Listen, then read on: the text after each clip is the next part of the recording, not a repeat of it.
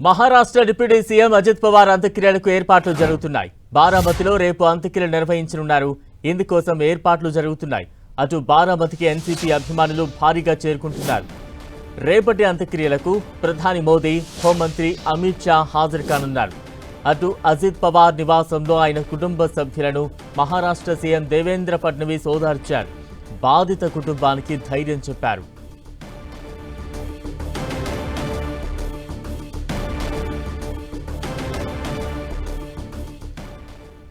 అజిత్ పవార్ కుటుంబ సభ్యులకు ధైర్యం చెప్పారు మహారాష్ట్ర సీఎం. మరోవైపు బారామతికి ఎన్సీపీ శ్రేణులు, అజిత్ పవార్ అభిమానులు పెద్ద ఎత్తున తరలి వెళుతున్నారు. తాజా అప్డేట్స్ అందించేందుకు మా ప్రతినిధి గోపి సిద్ధంగా ఉన్నారు. గోపి, బలరాం, రేపు అజిత్ పవార్ అంత్యక్రియలు జరగబోతున్నాయి. దానికి సంబంధించి కూడా ఇప్పటికే ప్రభుత్వ లాంఛనాలతోటి అంత్యక్రియలు జరిపేందుకు మహారాష్ట్ర ప్రభుత్వం ఇప్పటికే ఆదేశించడం జరిగింది. దానికి సంబంధించిన ఏర్పాట్లు కూడా చేస్తున్నారు. ఏదైతే అజిత్ పవార్ విమానం ప్రమాదానికి సంబంధించి కూడా కొద్దిసేపటి క్రితం ప్రభుత్వం కొంత అధికారికంగా కొంత సమాచారాన్ని కూడా ఇవ్వడం జరిగింది.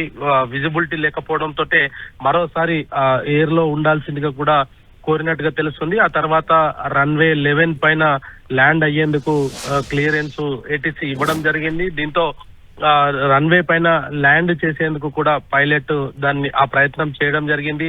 అయితే రన్వే కంటే ముందే ల్యాండ్ అవ్వడం తోటి ఈ యొక్క ప్రమాదం జరిగినట్టుగా కూడా ప్రస్తుతం భావిస్తున్నారు. అయితే దీంట్లో అజిత్ పవార్, విదీప్ జాదవ్, పింకీ మాలి, కెప్టెన్ సుమిత్ కపూర్, కెప్టెన్ శాంభవి వీళ్ళు ప్రాణాలు కోల్పోయినట్టుగా కూడా అధికారికంగా చెప్పడం జరిగింది. అజిత్ పవార్ అంత్యక్రియలకు రేపు ప్రధాని నరేంద్ర మోదీ, అదేవిధంగా హోంమంత్రి అమిత్ షా, ఏపీ సీఎం చంద్రబాబు నాయుడు, అదేవిధంగా ఏపీ మంత్రి నారా లోకేష్, డిప్యూటీ సీఎం పవన్ కళ్యాణ్ కూడా హాజరవుతారు. పవన్ కళ్యాణ్ ప్రస్తుతం ఢిల్లీ పర్యటనలో ఉన్నారు. ఆయన ఈ రోజు మీడియాతో మాట్లాడిన సందర్భంగా కూడా గతంలో ఆయన రీసెంట్లీ ఆయనను కలిసినట్టుగా కూడా ఒక మంచి వ్యక్తిని కోల్పోవడం నిజంగా బాధాకరం అంటూ కూడా ఏపీ డిప్యూటీ సీఎం చెప్పడం జరిగింది. అయితే రేపు అంత్యక్రియలు జరగబోతున్నాయి. ఏదైతే నియోజకవర్గానికి ప్రాతినిధ్యం వహిస్తున్నాడో అదే నియోజకవర్గంలో ఆయన ప్రాణాలు కోల్పోవడం, అక్కడే ఇటు అంత్యక్రియలు జరపడం అనేది కూడా కొంత అభిమానుల్లో అది ఇంకా దుఃఖాన్ని పెంచే పరిస్థితి అయితే నెలకొంది. బారామతి విమానాశ్రయ సమీపంలో ఈ ప్రమాదం జరగడము, బారామతికి నుంచే ఆయన ప్రాతినిధ్యం వహిస్తుండడం, రేపు అంత్యక్రియలు కూడా బారామతిలోనే కొనసాగుతాయి. దానికి సంబంధించి కూడా ప్రభుత్వం ఇప్పటికే అన్ని ఏర్పాట్లు చేయబోతుంది. ఇప్పటికే బారామతి ఆసుపత్రి వద్ద పెద్ద ఎత్తున కూడా ఆయన అభిమానులు, ఆయన రాజకీయ సన్నిహితులు, అదే విధంగా ఆయన కుటుంబ సభ్యులంతా కూడా అటు ఆసుపత్రిలోనే ఉన్న పరిస్థితి ఉంది. కుటుంబ సభ్యుల DNA కు కూడా సేకరించినట్టుగా తెలుస్తోంది. మరి అజిత్ పవార్ మృతి పైన ఇటు దేశవ్యాప్తంగా కూడా ఈ రోజు ఉదయం 8:46 ఈ ఘటన జరగడము, ఆయన మృతి చెందడం దేశవ్యాప్తంగా కూడా ఇది కొంత సంచలనంగా మారింది.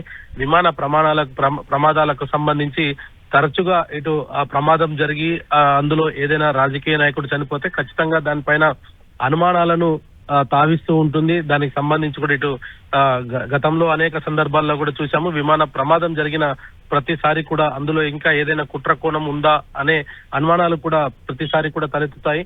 మరి ఇప్పుడు కూడా ఇటు వెస్ట్ బెంగాల్ ముఖ్యమంత్రి మమతా బెనర్జీ కూడా అదే అనుమానాన్ని ఆమె వ్యక్తం చేయడం జరిగింది. కొన్ని రోజులుగా అజిత్ పవార్ ఇటు కూటమి నుంచి వైదొలుగుతారు, ఆయన పైన కుట్ర జరుగుతుందంటూ కూడా కొంత సోషల్ మీడియాలో వార్తలు వచ్చాయంటూ కూడా ఇటు తెలంగాణకు సంబంధించిన గోషామాయల్ ఎమ్మెల్యే రాజ్నాథ్ సింగ్ కూడా రాజా సింగ్ కూడా పేర్కోవడం జరిగింది. మరి ఇటువంటి సిచ్యువేషన్స్ లో మరి నిష్పక్షపాతంగా దర్యాప్తు జరగాలంటూ కూడా DCGA కొద్దిసేపటి క్రితమే ఆదేశాలు కూడా జారీ చేయడం జరిగింది.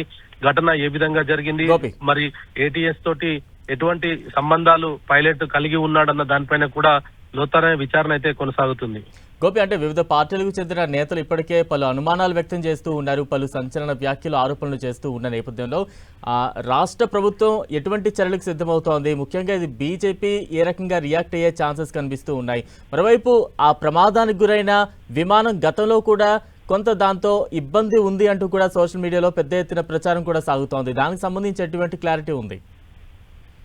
అంటే ప్రస్తుతం మాత్రం అనుమానాలు అనేక వదంతులు అయితే వ్యాప్తి చెందుతున్న పరిస్థితి ఉంది. ఎందుకంటే గతంలో కూడా ఇటువంటి ప్రమాదాలు జరిగినప్పుడల్లా రాజశేఖర్ రెడ్డి హెలికాప్టర్ ప్రమాదంలో చనిపోయినప్పుడు కూడా ఆయనను ఎవరో హత్య చేయించారంటూ కూడా వదంతులు వచ్చాయి. అయితే ప్రస్తుతం ఇటు డీజీసీఏ కూడా ఈ విషయంలో ఆచితూచి వ్యవహరిస్తుంది. ఎందుకంటే ఘటనకు సంబంధించి ఏటీఎస్ లో కాక్పిట్ లో ఆ యొక్క రికార్డ్స్ అంతా కూడా రికార్డ్ అయి ఉంటాయి కాబట్టి ఏటీసీకి ఎటువంటి సమాచారాన్ని పైలట్ ఇవ్వడం జరిగింది.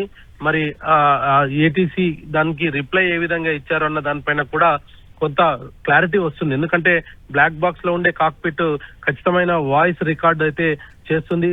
క్యాబిన్ లో ఎటువంటి సంభాషణ జరిగినా దానికి సంబంధించి ఇటు ఆ క్యాబిన్ లో జరిగిన సంభాషణ ప్రతిదీ కూడా కాక్పిట్ లో రికార్డ్ అవుతుంది. కాబట్టి ఆ బ్లాక్ బాక్స్ ను ఓపెన్ చేస్తే ఈ ప్రమాదానికి సంబంధించి కూడా ఒక క్లారిటీ వచ్చే అవకాశాలు ఉన్నాయి. కాబట్టి ఇప్పుడు ఇటు అనుమానాలు అనేకం, ఇటు వదంతులు కూడా వస్తున్న నేపథ్యంలో మరి ఇటు ప్రభుత్వం కూడా ఈ అంశం పైన నిష్పక్షపాతంగా దర్యాప్తుకు ఆదేశిస్తుందనేదే అందరూ భావిస్తున్నారు. ఇప్పటికే డీజీసీఏ కూడా ఆ దిశగానే డీజీసీఏ ఆదేశాలు జారీ చేయడం జరిగింది. ఘటనకు సంబంధించిన పూర్తి ఇన్వెస్టిగేషన్ రిపోర్టు ఇవ్వాల్సిందిగా కూడా కోరడం జరిగింది. మహారాష్ట్ర ప్రభుత్వం కూడా స్థానిక పోలీసులు దానిపైన కేసు నమోదు చేసుకోవడం జరిగింది. ప్రత్యక్ష సాక్షుల వాంగ్మూలాన్ని సేకరిస్తున్నారు. ఏటీసీ అధికారులతోటి కూడా మహారాష్ట్ర పోలీసులు మాట్లాడి వారి వాంగ్మూలం కూడా సేకరించే అవకాశాలు కనపడుతున్నాయి. Right, thank you Gopi.